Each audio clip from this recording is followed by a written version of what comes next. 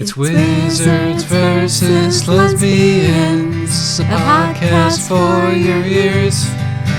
Hello and welcome to Wizards versus Lesbians. My name is Isaac. I'm Alexis. And this is our first collection of short story reviews. We are reviewing 3 short stories today.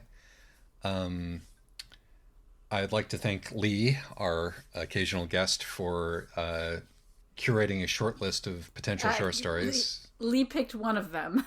I see. Was by any chance the one that Lee picked the one that doesn't actually have lesbians in it? It is, in fact, the one that doesn't actually have lesbians in it. I picked How to Swallow the Moon. Leora suggested Other Lies, Florilega, or Other Lies About Flowers. And then Lee suggested The Demon Sage's Daughter. Yes. So, again, that's How to Swallow the Moon by Isabel Yap. Thank you. Florilega, or Some Lies About Flowers by Amal El-Mohtar, if I'm pronouncing that correctly. Let's get this one out of the way early. Her name is Amal El-Mohtar. It's definitely not Amal or Al-Mohtar or any of the other ways I pronounce it for the first half of this episode, cause I didn't bother to look it up. I don't know. It's spelled Amal El-Mohtar, but And The Demon Sage's Daughter by Varsha Dinesh. Yes. And we're going to run through the plot synopses and basic questions about these stories 1, 2, 3 before we go to the spoiler zone for all 3 of them. So there is a bright line, or as much as a bright line as there ever is on this podcast, between spoiler and non-spoiler territory. So to begin with, How to Swallow the Moon. We are in the fantasy Philippines. And would you like to do the plot for this one, or shall I? Sure. Anyag is a binukot, which is an actual thing, or was an actual custom in certain parts of the Philippines. A girl raised in almost complete seclusion who has never been seen by any man other than her father. Amira is her handmaiden who is in love with her. And when Anyag is supposed to be married off, there's a mysterious and possibly dangerous suitor. Yep, that works. These synopses do not have to be long because the stories aren't long either. Right. There are definitely lesbians in this one, and there's a wizard / he's definitely a wizard, the monster. Yeah. Yep. He's a wizard. And yes, they're in direct conflict. Any content? This is a straight up wizards versus lesbians. I mean, there's some violence. It's pretty anodyne, I would say. Apart from like the rude concept of it, which is pretty, alarming and true. Shall we move on then to Florilega? Let's. Florilega? Flagellum. This one it's not set in fantasy Wales, it's set in mythic Wales. This is from a collection of retellings of myths from various cultures. The myth in question is one from the Mabagadangadang,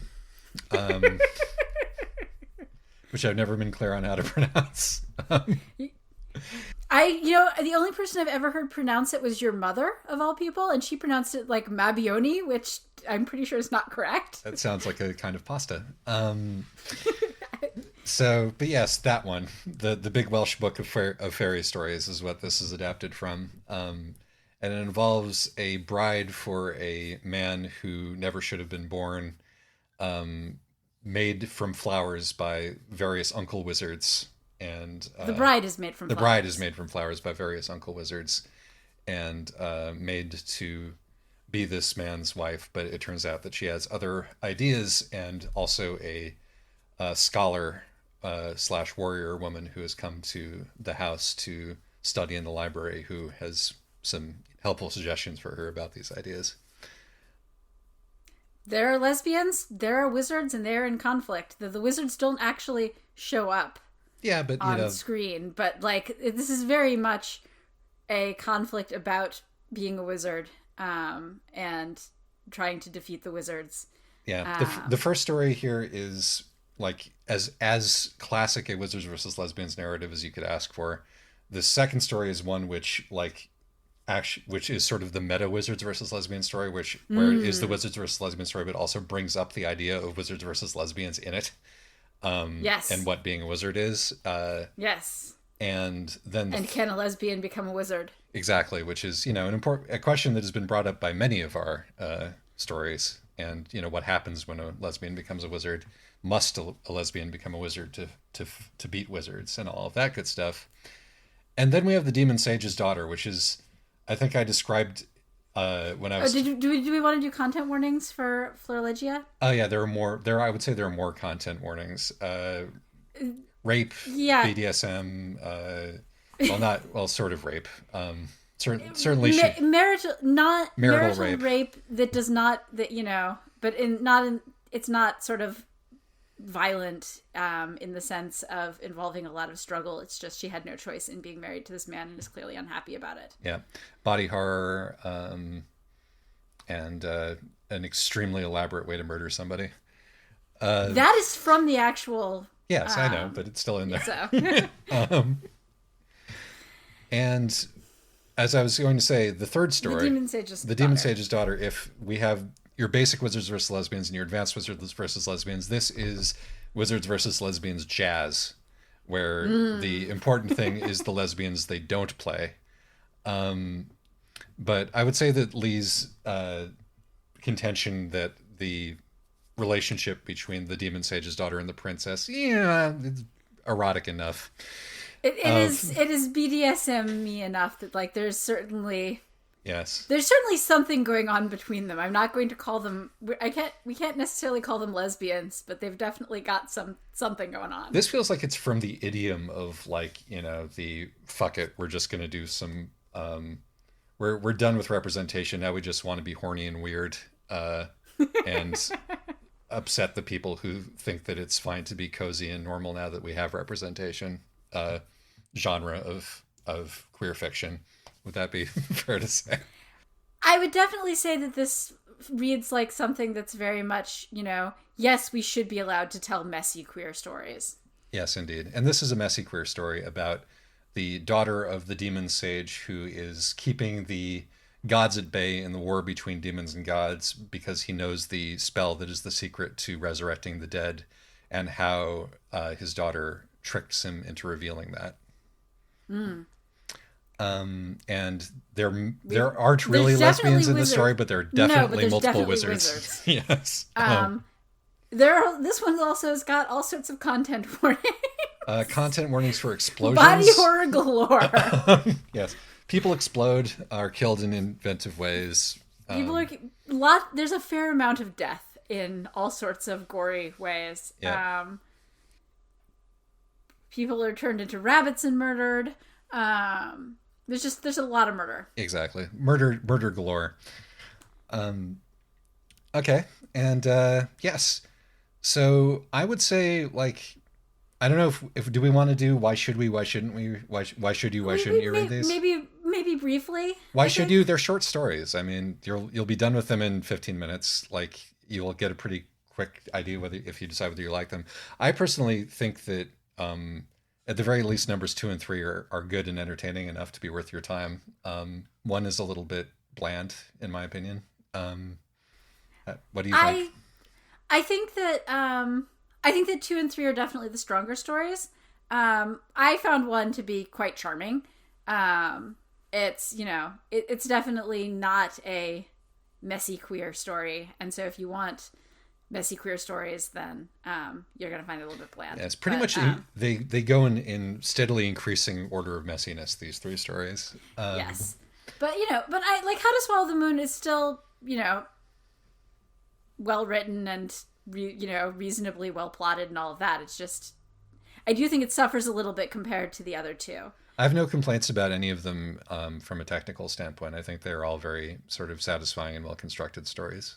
And so therefore, take 15 minutes out, particularly because you can just click on the links that will be in the post when we publish this and read them online. For two of them. For two of them. Florilega, you do have to check out The Mythic Dream. But that also has a bunch of other authors that who we've already covered in it. Yeah, it's a pretty good collection, actually. I read the whole collection. Plus Aneki, so really. And so it's a pretty strong collection. You can probably get it, through your library or your interlibrary loan. And the other two are available for free online, so you really have no excuse. Yep. Unless you don't have an internet connection, but I guess then why are you listening to the podcast? Or how are you listening to the podcast? Yeah. Podcast. Jinx, you owe me a Coke. Indeed, I do. Shall we go to the spoiler zone? Yes, let's go to the spoiler zone. I owe Alexis approximately 193 Cokes dating back to the year 2000. Spoiler zone. All right. So, How to Swallow the Moon. Yes. The cultural details from the Philippines are very cool in this one, I think. Yeah, I have to admit that possibly the thing I like most about this story is that it sent me down, when the first time I read it, which was when it came out, it sent me down a rabbit hole of like reading up about the Pinukot tradition, and it's fascinating. Yeah.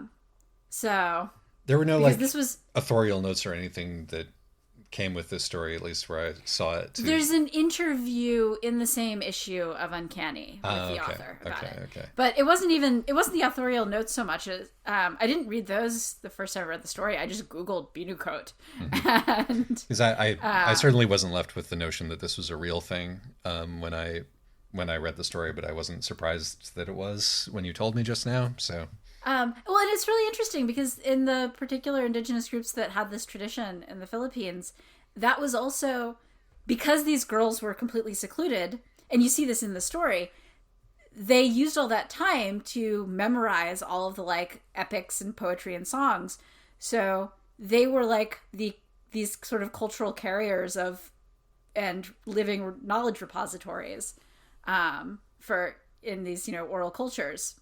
So it wasn't just sort of lock a child away and then sell her into, marriage slavery. It really, these girls were playing like an interesting social role. Create a huge nerd and sell her into social slavery. Well, and I mean, so it's there were living Pinukot like within our lifetimes, former Pinukot, because after they got married, then they were still like relatively important socially important people because they were they had all of the traditional spells and songs and epics, etc. And then like so many things, it gets very depressing when the Japanese invade. Boy, howdy does it. It's probably also relatively depressing when we invaded, but that's neither here nor there. Probably, yes. But yes, I'm just saying the particular thing that happened to kill off this tradition and a lot of women was in this particular instance was Japanese colonialism, not the United States colonialism, which has also killed millions. I was just trying to spread the blame around. That is legit. I think I liked the sense of place in this. The detail of them like they had 6 moons and they went through 5 of them before they figured this out. That was really great, actually. I enjoyed that a lot. Yeah. And it was great because then it also it establishes very quickly that this is a fantasy world and not just the Philippines. Yes. And then it also makes it so that when the dragon who ate the first 5 moons reappear with the moons in his, it's just, it's a very nice little bit of plot progression, I feel like. Yeah. It was not. It also just drives home what a jerk he is. That he's showing off the moons as his ostentatious wealth that he's going to use to buy the girl, because he has advanced from just being a terrifying, threatening dragon to being a showing up as a human wizard and just buying the girl outright instead of forcing her to sacrifice herself in a big dramatic scene. Mm-hmm. Now, he learned from the last girl who he ate how to be the human equivalent of a dragon. Yes. And this is what that looks like.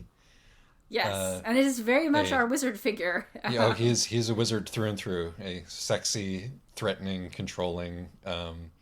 Oh, why don't you come with and be my bride's pet lesbian partner so that I can digest you both at the same time, while you kiss each other and look at me, kind of a deal. In my esophagus. Yeah, no, I mean, once again, like this is. I mean, I think that while I in the intro I was like, this one didn't impress me. It was more just. I think actually what I do find impressive is that it's a very brief story. Like, it's not a long story at all, even by short story standards. And it really... Yes, it is. It's 13,000 words. That's pretty long for a short story. Okay, I clearly have no sense of this anymore. But it's a fast read. But like the thing is, it's a fast read. It's a quick read, yeah. And it's not, I mean, one of the advantages of doing short fiction is that the problem with a lot of the novels that we do is that they repeat themselves and repeat themselves and repeat themselves between action sequences just to make sure you haven't forgotten what the themes are. Right. And there's no room for that in here, so we just get right to the point. And the point is, bam, you've got every archetype. You have your sword lesbian, you have your maiden in the tower who's the sword lesbian's love interest, you have your wizard, you have your patriarchy. You could read Mr. Dragon as, he's from a foreign country, he's rich, you want to read colonialism, fine. You want to read just, the whole element of the patriarchy in here, fine. You have queer desires, the revolutionary moment in giant letters. Right. This one is not at all critical of that trope in the slightest. No, it's not. Queer desire actually manifests as a blinding light, which turns into a big sword, which they use to cut the dragon open. Yes. Yes, it is very straightforward. Yes. And I think that's why, I think this is why I find the story just sort of charming, because, like, it's well constructed and it checks all of those boxes very sort of neatly. And it has pared away all of the cruft that tends to slow that down. Yeah, no, I mean, you could usefully read this instead of like 10 of the books that we've read. Right. And I'll note that this one did come out in 2018, so it's actually foreshadowing a lot of these tropes. Yeah, no, it was somewhat ahead of its time. Template for and like it takes place in fantasy inserts, usually East or South Asian country here, as many of our books have. And yeah, no, it really is sort of the template when you look at it that way. And the author deserves credit. For being ahead of her time vis-a-vis that particular zeitgeist. Yep. Any other I guess anything that made you mad about the story? Not really. I guess this is where the sort of it is a little bit bland comes in, is that, it's cute. It's nice. It's, it did not evoke really strong feelings in me. It has some really good imagery, which is why it has stuck with me long enough that when we, 3 years later, almost 4 years later, when we're doing this podcast and doing a short fiction episode, I remembered it. But yeah, I suppose, it did occur to me, because when this came out, there was still the whole Tumblr meme of feudal lord and handmaiden. Right. And I suppose that this is very much that. Which one of you? Yeah, no, it is very much that also. Yeah, I didn't find anything about it particularly upsetting. I liked the descriptions of food in it. I'm always up for, good descriptions of food in one of these stories, and this one hit that. Neither of the other two did, so I appreciated that. Yeah, I can remember it is very good visual storytelling. I really enjoyed the description of the dragon / monster thing / wizard. Yeah. It was very evocative, and I suppose insofar as anything has made me dissatisfied, it was that it was a little bit predictable. Oh yeah, Like, very much so. Like you it's could, extremely, I mean, but you're like, what's his face shows up, and you're like, oh, you're clearly the dragon. right. Okay, now she's gonna have to, try to sacrifice herself.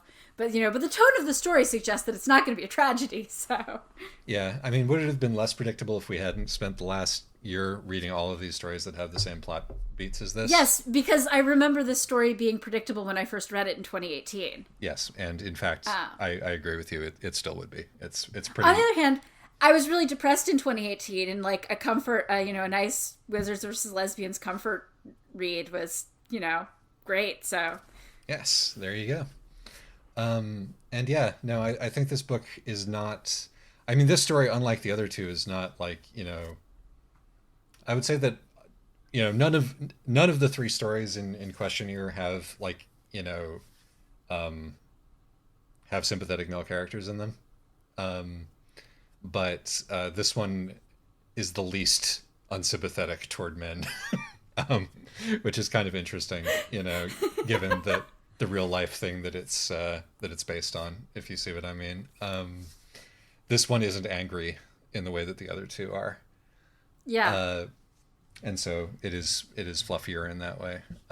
And again, I have no problem. You don't have room for the token sympathetic guy because it's short fiction. I understand it's not a problem. But this one is a lot less angry at men than the other two are. All right, so shall we move on to Florilegia? Welcome to part 2 of the spoiler zone, where we talk about the book that I can't pronounce. Yes, let us do that. So this one is by Amal El-Mohtar, who is a favorite of mine. She's really good at writing. She's just a really good writer. She's really, I should have just ended the sentence there. She's really good at writing. Really good at writing. But in particular, why I bring it up is that her, like, for example, in How to Swallow the Moon, the romance felt, good, but, chaste. Not like, not like weirdly chaste, but just like, It was. It felt very sort of sweet and innocent. exactly. They grew up as kids together, and Right. they kiss, whereas, this, her characters, her lesbians are feeling desire for women in capital letters, and I appreciate that. It makes it sizzle off of the page, and everything by her I've ever read, and this story is no exception. So that's thing one. Thing two, Wales. That's a new one. I appreciated that we're in Wales, with a lot of characters whose names I will not attempt to pronounce. I'm not going to try to say any of the names of any of the characters in this book, or in this story. Or apparently the name of the author. Okay, Amal El-Mohtar, or El-Mohtar. Amal is who wrote this piece of fiction. She's good at writing women being horny for each other. Yes, she is. Yes, that's, 2 thumbs up there. Anyway, I guess the most interesting thing about this book, or about this story, is that it, we could not have asked for better as far as Wizards versus Lesbians go, because this book the main character here, who is a woman that has been created out of flowers, defines wizards as people who change things into something that they aren't. Because things are what they are unless there's a wizard involved. Although that is her understanding of it at the beginning. And of course, changing a thing from one thing to another thing is as good a definition of power as you might come across. And then the other, a day in the love interest defines wizards as that their power is in naming things. It says they shape reality because they tell a good story. Yes, and this actually follows right along from what was happening in How to Swallow the Moon, because there was a lot of stuff about singing a new song, changing the fable in How to Swallow the Moon, so that it ends in a different way. And that is, of course, textually, what's going on in the mythic dream is that these people are fixing fairy tales or changing fairy tales in order for them to carry a different meaning. In this case, this is fix-it-fic for a fairy tale that this author had been fascinated by, but it had been thought that the main character had been hard done by the fairy tales and by the various other interpreters of that fairy tale. I like it. This story has both spite for men and spite for the specific man who wrote something based on this story previously in a way that Amal did not approve of, which, you know. The Owl Service was a fantasy novel written by a man named Alan in 1967. It was made into a TV miniseries, and a lot of people named various creative endeavors after it. There was a British neo-folk band, and also a band named Pram, which used it as the title of a song which I downloaded from Napster in the early 2000s, and that's the melody I'm singing to you now. I always thought the Owl Service referred to a bus, but in fact it was some plates with owls painted on them. Oh, and the story was based on the same myth that this story was. And of course, spite is a great mover. It is what moves our hero here to murder, or, you know, almost murder her husband in a really entertainingly complicated way. Which again is actually, it is taken from the original fairy tale. In the original fairy tale, Blodeuwed's lover, who in the original fairy tale is a man, does the killing, or the almost killing, and in this case, you know, the lady gets to do it herself. That makes sense. The detail that the sort of Achilles-esque figure who cannot be killed except under, you know, very riddly circumstances of the, you know, no man can harm me, I am no man sort of way. Right, except that this one's way more complicated. Way more complicated. It involves a goat. Yes, he has to be straddling a goat while he is being killed, and also half in and half out of a river, sort of under an awning. It has to happen at dusk. But regardless, he has to be in the most liminal possible of spaces in order to be killed, or in this case, to be turned into a hawk. Which is a nice, again, inversion of the original, where she is turned into an owl to punish her. Yes. I would say and like you tell me that's from the fairy tale. Of course it is. Like, I would have been absolutely shocked if that particular set of things had not been part of that. That has written by the people all over it. That particular set of circumstances. But yes, no. So it's basically our hero. What was her name? I mean, it's Welsh, so my pronunciation. Our hero, the Welsh flower woman. I think it's like Blodeuwed. Yes, Blyth. She hates wizards because, you know, wizards did this to her. They turned her because she was a perfectly happy flower, she was a perfectly happy collection of flowers, and then wizards created her. Yes. But she wants to be a wizard because she wants to change her circumstances again, and she thinks that in order to be a wizard, or in order to change something into something else, you have to be a wizard. And she does indeed end up using poison, in addition to the very like finicky magical setup required for the poison to work on her husband. The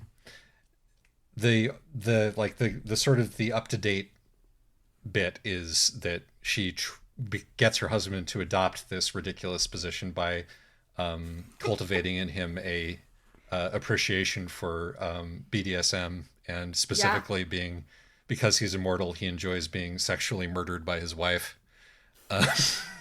which, you know, what's not to like there? I mean, that's pretty great.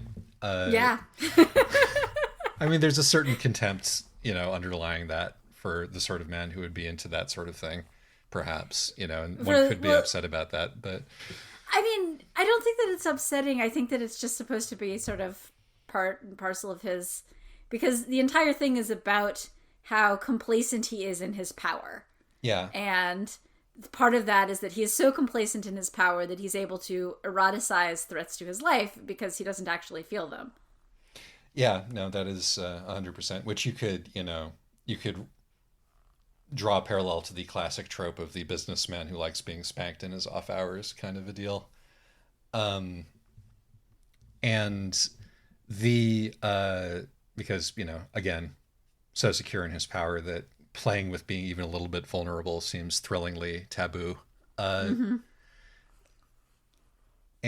but also I appreciated that even though he is, he is portrayed as a goof, but he also is portrayed as even though he's an oblivious goof, he does genuinely like her, even though he is too oblivious to really conceive of her as a human being, Right, like he is not deliberately cruel to her. He isn't contemptuous of her. He thinks that he's in love with her, but he's so uninterested in her as a person, right? That, And I think I think that the implication there is not so much that he's uninterested in her as a person out of misogyny, so much as it is that he is uninterested in her as a person because he himself lacks interiority. Like, I think that's part of it, but I do think that part of his issue is that, I mean, not necessarily misogyny, but entitlement. Yeah. I mean, right? I think that he would feel the same about a servant, than he would about his wife, right? Or his favorite dogs, or his favorite, hunting birds or whatever, or horse. Yeah. That, this is sort of, he sort of assumes she's his wife, and thus she must be devoted to him. And so, of course, he's devoted to her. Indeed. And he in could his have, mind. right. And he might have been able to elicit some sympathy from her at the last if he had been able to understand anything outside of that rubric, but he failed to. But he was not killed. There was enough sympathetic in him for him to be it's like in a way that the strictures of manhood that she denies him at the end are the same things that prevented him from seeing her as a person. Yeah, it's true. Well, and it's interesting because her love interest is a trans woman who chose to give up all the strictures of manhood to be this scholarly woman. Sure. And so we have there's two ways that you can be stripped of your manhood. You can choose to, or you can be transformed into a bird. And I mean, even like, the scene where he gets turned into a hawk, he's definitely pathetic. He's he thought he was going to have a good time with his wife, and he's been, poisoned, is on the verge of death, is humiliated, and then is turned into a bird. But this is not going to be a lasting thing for him. I mean, both Leatherwood and her and Adane are like, well, his uncles will turn him back into a human. But now that he's like, you've made him swear all these binding vows, completely renouncing you and, saying that he's never going to do anything to harm you or yours, then you'll still be safe. Yes. Which is an interesting use, because, that's an interesting use of the strictures of manhood. That, now that she is a wizard as well as a lesbian, she's getting to use words against people the way that they do. Yes.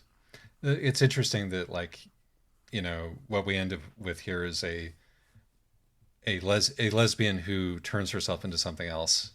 A lesbian who was turned into a bride for a man, and then turns herself into a wizard, and then takes a trans woman as her lover who has already undergone sort of a similar redefining transformation. There's something a little bit Utena-ish about this story. Yeah, no, the guy is sort of the guy is more movie Akio. He's kind of a pathetic figure. Right. Or like Saionji type. Yeah, he's a Saionji type. He's maybe. the Saionji, and and the Akio figure is off screen, but you've got the similar uncles sort who of, aren't even paying attention to the humanity of anybody involved because they've got bigger fish to fry. and Bloodowith has a lot more agency than Anthi does for most of the story, but there's also, and we've seen this a lot, this, another recurring trope in our Wizards lesbian stories appears to be plants. Yes. Well, the great, speaking of the things, the unspoken thing, it's like the stuff, the characters who, when you have wizards versus lesbians, what are you missing? You're missing witches. You're missing witchcraft and sort of the tradition of quote unquote feminine magic, which we haven't really had a story which really leans hard on that so far. And I would be interested the closest to see. we got was Gossamer Axe, I feel like. Yeah. And that was, not exactly a prototypical, narrative. No. So, but yeah, no, it would be interesting to see. The thing about that is that, as we pointed out at the time, Gossamer Axe was leaning in its, sort of evocation of witchcraft on a heritage of female empowerment, which has now been largely turfed. co-opted by Right. the TERFs, yeah. Which is like, and so how do we get back into that sort of, and maybe all of these green shoots that are pushing up through the dead earth in this is sort of a bid to reclaim, flower children, or, flower magic in a, yes, Neil Gaiman, even the trans woman can use moon magic kind of way,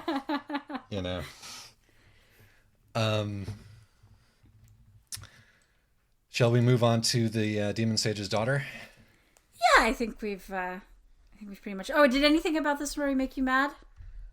No, I thought that she was maybe a little bit more mean to the dude than she might have been, but I deserve. I disagree because, you know what he did. I disagree because it's not like he's even stuck being a hawk. He just had he had one really bad day, and then he's gonna have to go fly to his uncles and ask. And them he pretty much to has the intelligence of a Labrador to begin with, so it's not gonna really stick with him. But yeah, no, and I thought that and you could view I'm always a little bit iffy about implying being interested in fetishes or alternative sexuality is sort of a character flaw, but it doesn't really say that in this one.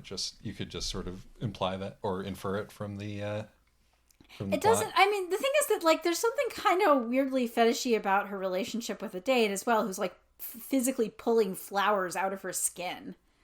Yeah, I would say that. It's not like they have this sort of sweet, chaste, wholesome love versus the evil. It's meant to be a healing relationship, but yes, it's a healing relationship, but there's still something I think kind of kinky about it. Yeah, I would agree. This is not this does not feel like what we had in Gossamer Axe, where sort of kink is dirty and degrading, and versus good healing love. Got it. Yeah, no, I as I said, I didn't really feel either of those criticisms. I was just if I were to pull something out of the air, that would be it. I very much enjoyed the story. I'm a fan of her work as a general matter. Yes, and we're gonna do Time War in a couple episodes. Yep, I'm looking forward to that, to getting to reread it. So speaking of things BDSM and things I'm a fan of, The Demon Sage's Daughter, my favorite of the three stories that we read here.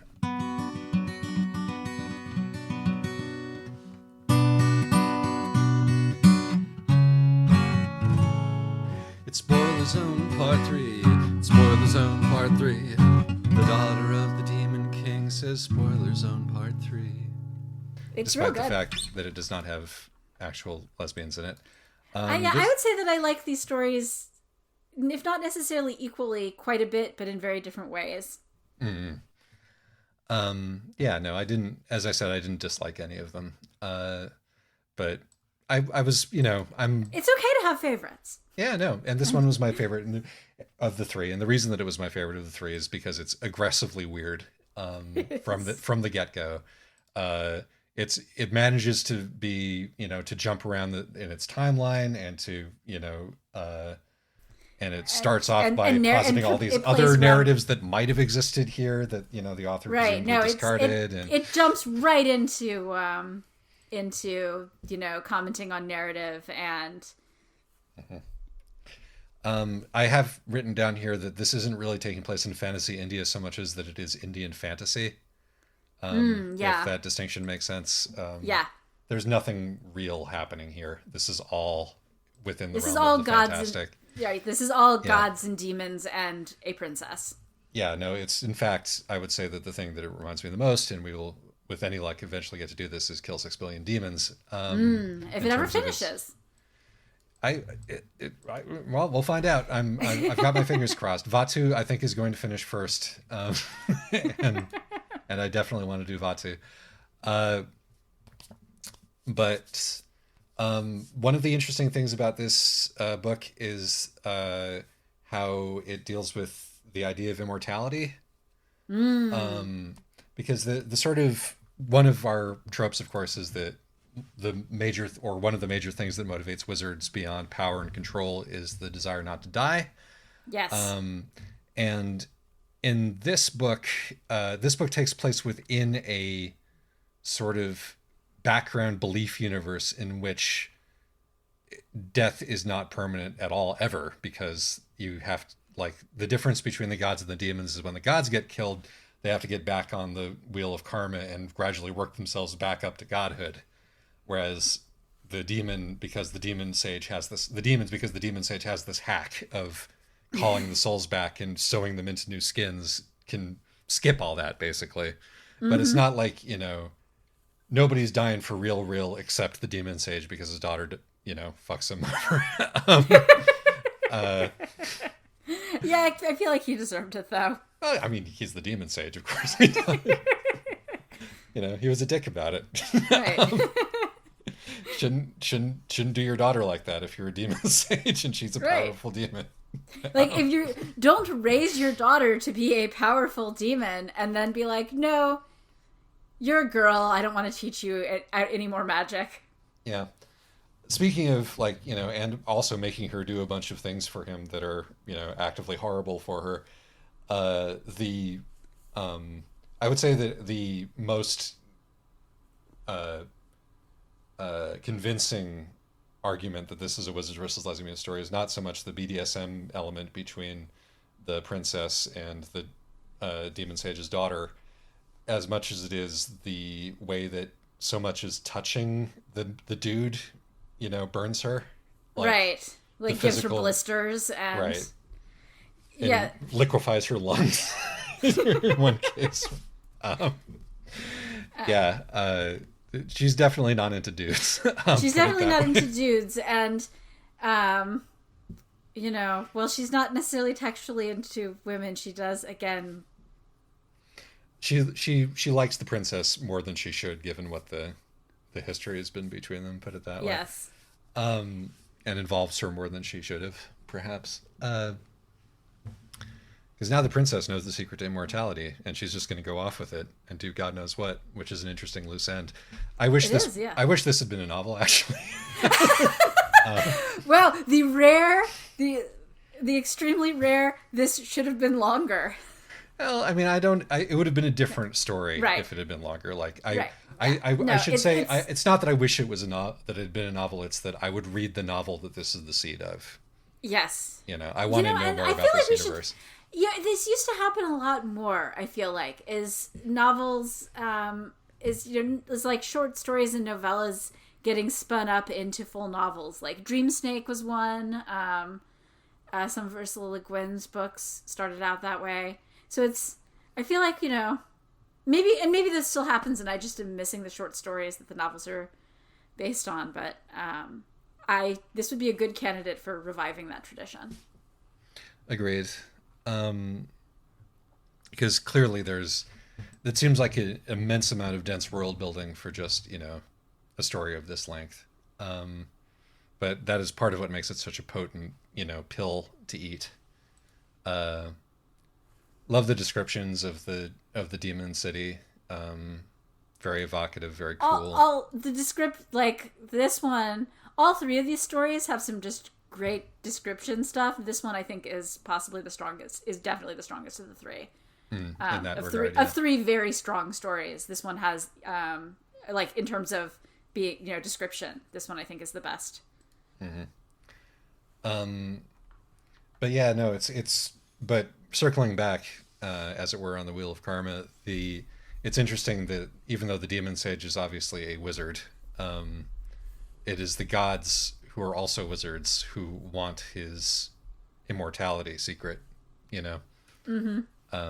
This is definitely a story wherein demons and gods are names for two different factions in a war, not good and evil.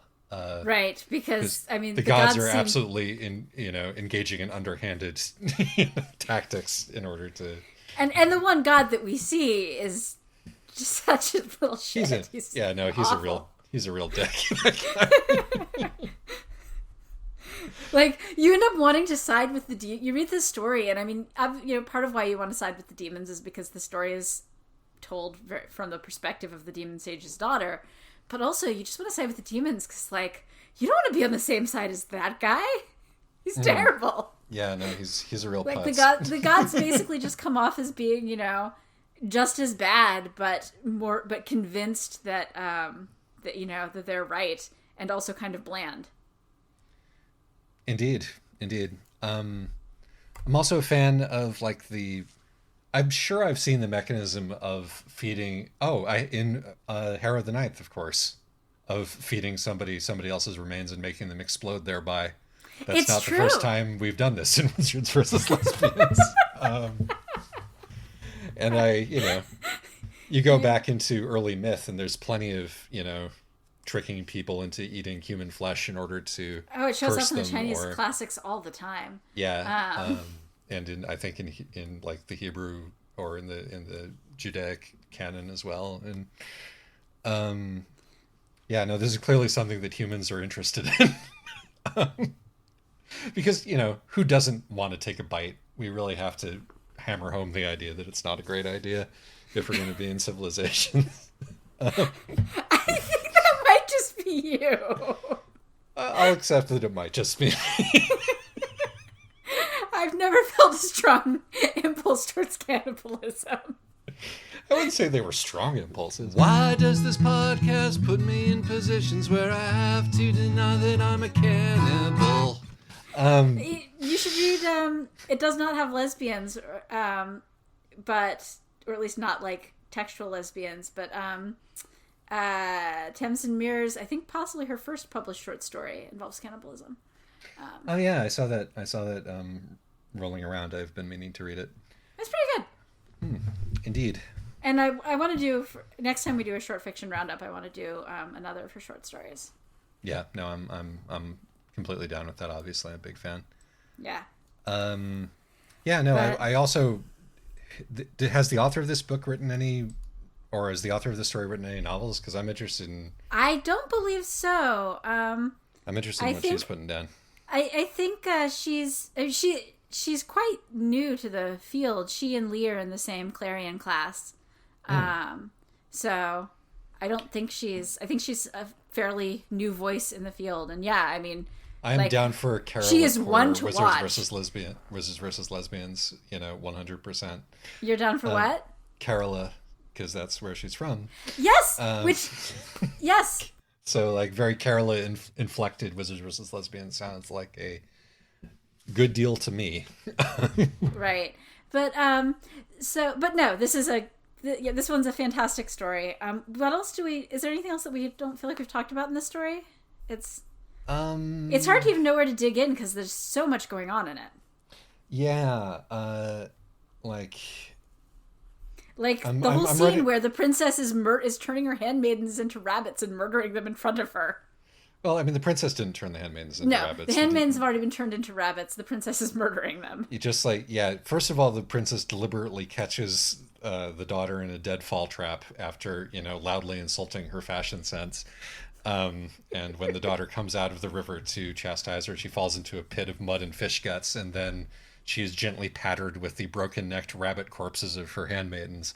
Although in the princess's defense, she didn't know they were her handmaidens when she killed them. She just thought that she was killing this other girl's pet rabbits in order to get at her. Right.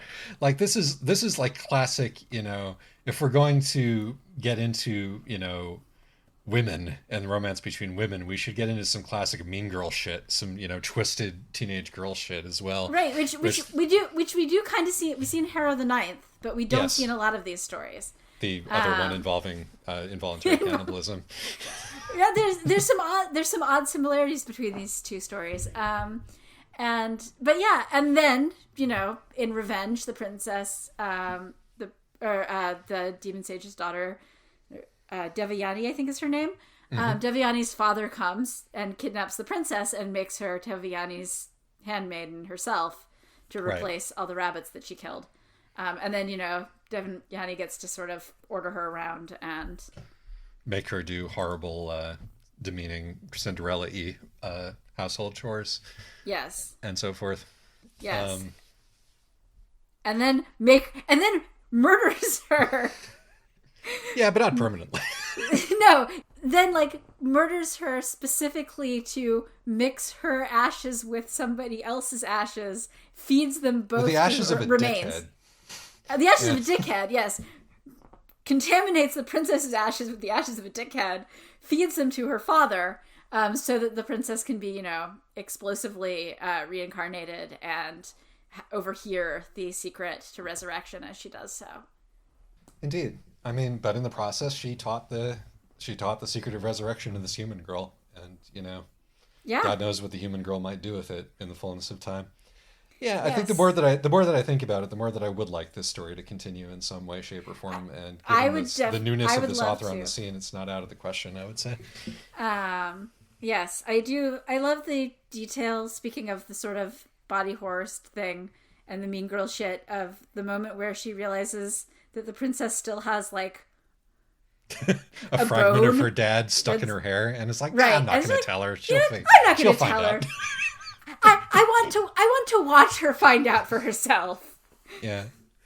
Now there's a sort of in the comics artists that I'm following on, that I have found and am following on Twitter mostly. Wizards versus Lesbians fans might enjoy the work of B.B. Wolfclaw, who writes what she describes as stories about feral lesbians.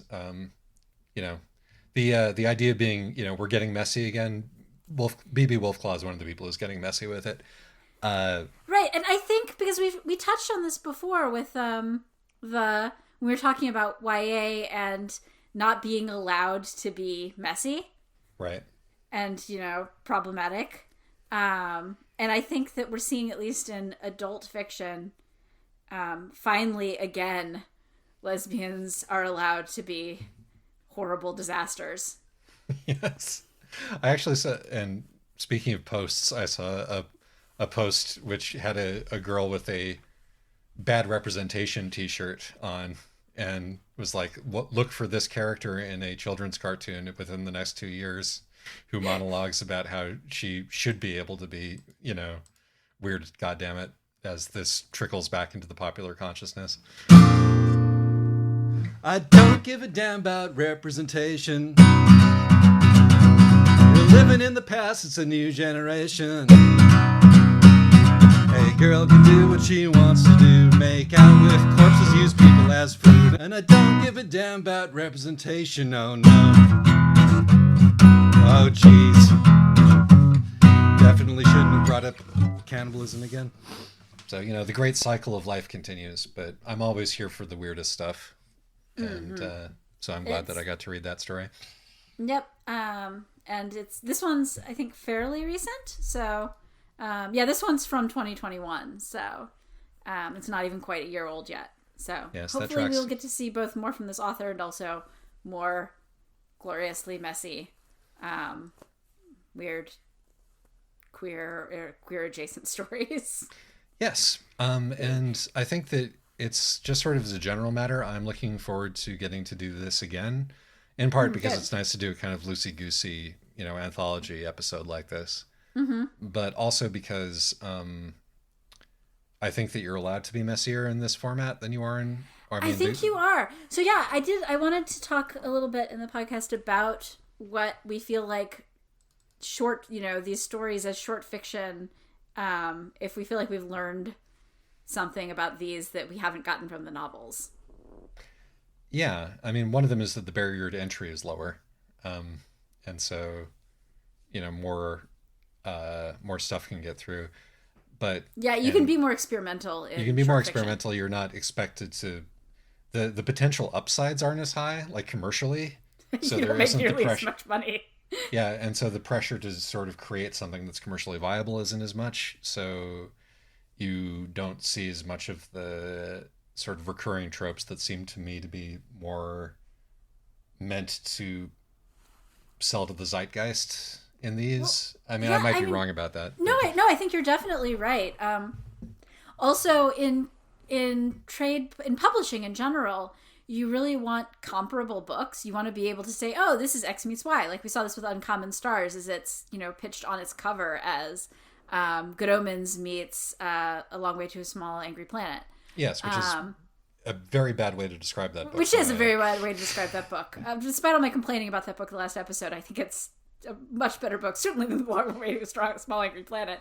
Yeah. But the thing is that you want your books to be like other books.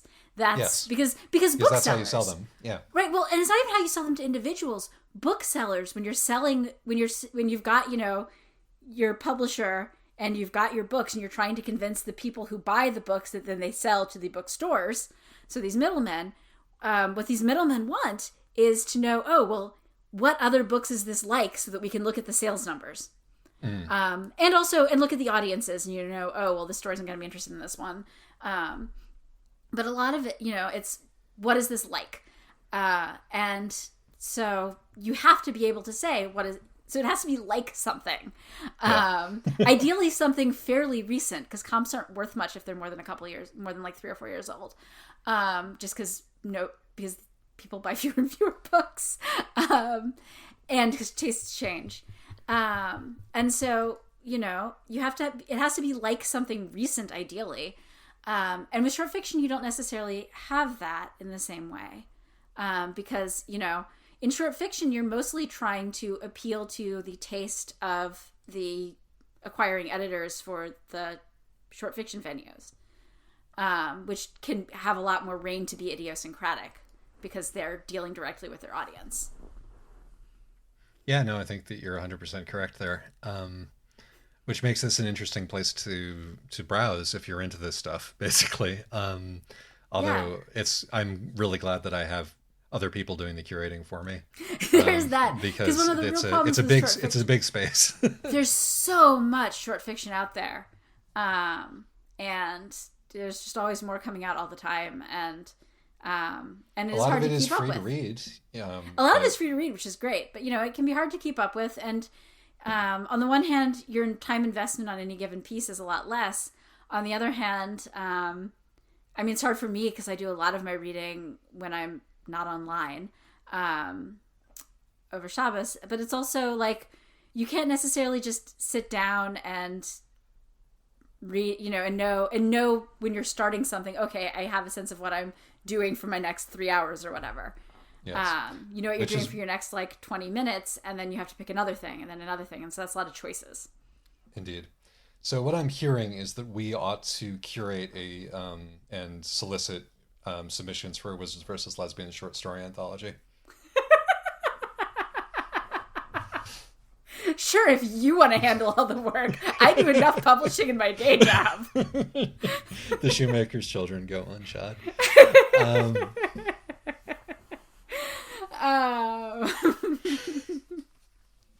Well, I'll talk to Lee about it. All right.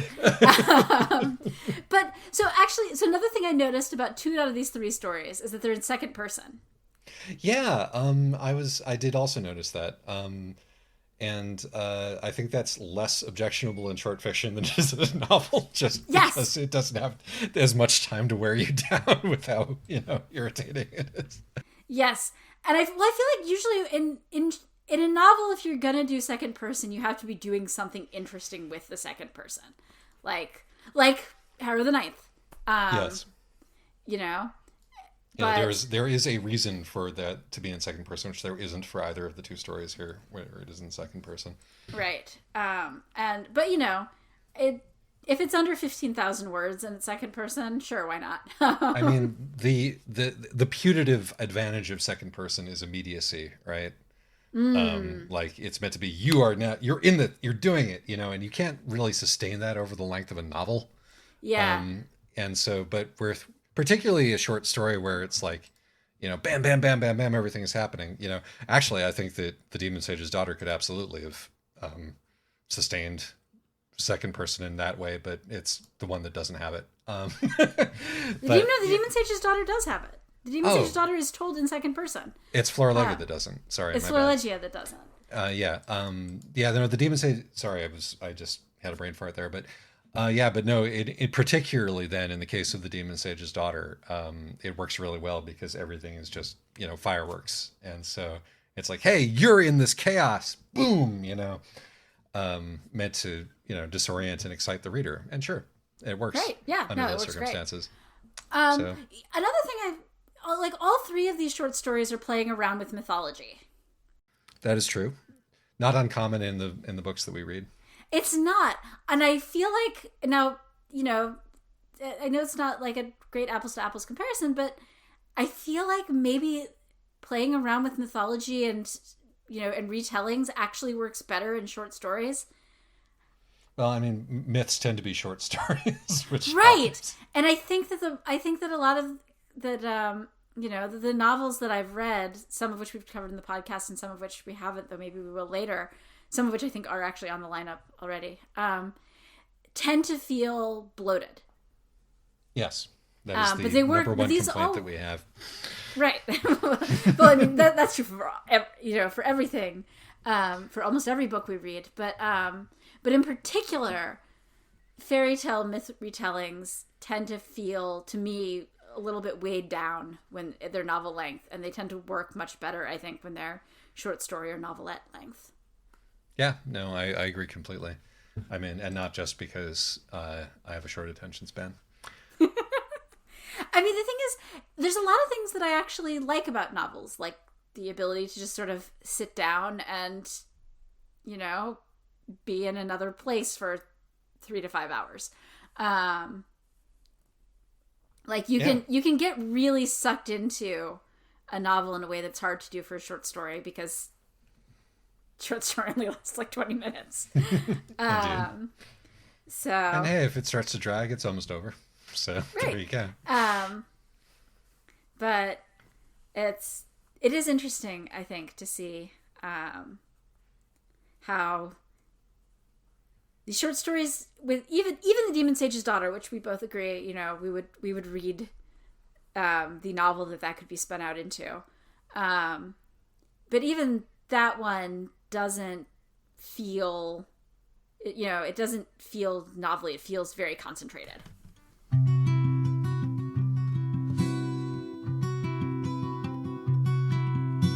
I edited a bunch of stuff out, so I needed to cover that with this. So I am looking back at our list. I noticed that it's changed again. I did. To my great delight, I'm not going to have to contend with Marion Zimmer Bradley for a while yet. For quite some time. Because I just didn't feel like reading those anytime soon. But so yeah, the next episode is The Midnight Lie. Yep, a book that I've already read half of, and if it's any consolation, I'm not going to say the book is great, but the second half is better. Excellent. I look forward to that then. So we will be back here for the inexplicably Australian, per the audiobook reader, Midnight Lie. And until then, enjoy. And we did get another recommendation from, which it has in fact made the list, it looks like, right. on Tumblr. So that's awesome. And Yeah, so just to reiterate, you can always send us suggestions. We're always looking for material. We have enough always material to get us through another year, I think, at this point. But, probably I 2 wanna years. keep- If you look at how many books I've also added to the maybes list, we could keep going for at least another year and probably more like 2 years. But I'm always looking for new reading material. So Yes, please. keep sending in any recommendations you might have. So so that's wizardsvslesbians.tumblr.com, wizvswlw on Twitter, and wizardsvslesbians at Gmail if you would like to send us an email. And I will see you next week, as will Alexis. Yes. And by the next week, I mean 2 weeks from now. 2 weeks from now, right? Because we don't have a special episode for some time. Yes. All right. We're Bye. very organized. Bye.